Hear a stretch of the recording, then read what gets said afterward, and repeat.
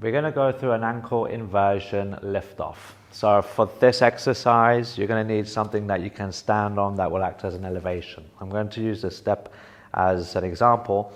Now, inversion is to collapse the ankle in this position here, okay? So essentially what I'm doing is I'm lengthening all the connective tissue on this side, and I'm shortening everything on this side.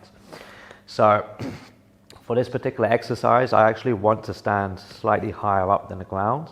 And then what I'm going to do is, to a degree, invert my ankle as best as possible. But then from here, I'm going to slowly bend down on the standing leg to then load this position. And I take my time in loading it. And then once I've got to my end range, I am now going to contract the rails tissue. So everything on the inside here to actually hold this position as best as I can. So I begin to contract that. And then from the standing leg, I'm going to slowly straighten it out. And I'm just trying to hold that position now. Hold for the prescribed amount of time. Slowly reset. Load back into my passive stretch. Contract the rails tissue. Do my best to hold that rails tissue as I slowly come off the ground. And I'm trying my best to prevent any lagging whatsoever.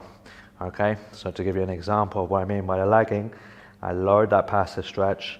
On the way up, I'm trying to prevent any of this happening, so that position of the ankle changing. As an exaggeration, that would be almost like a failed rep. I want to try and hold that position there. So just to recap, load. Really be mindful of not letting the front of the foot drop down as you come off. I see this happen a lot. So when you contract, really hold everything as tight as possible. Slowly come off, hold for the prescribed amount of time, and then reset.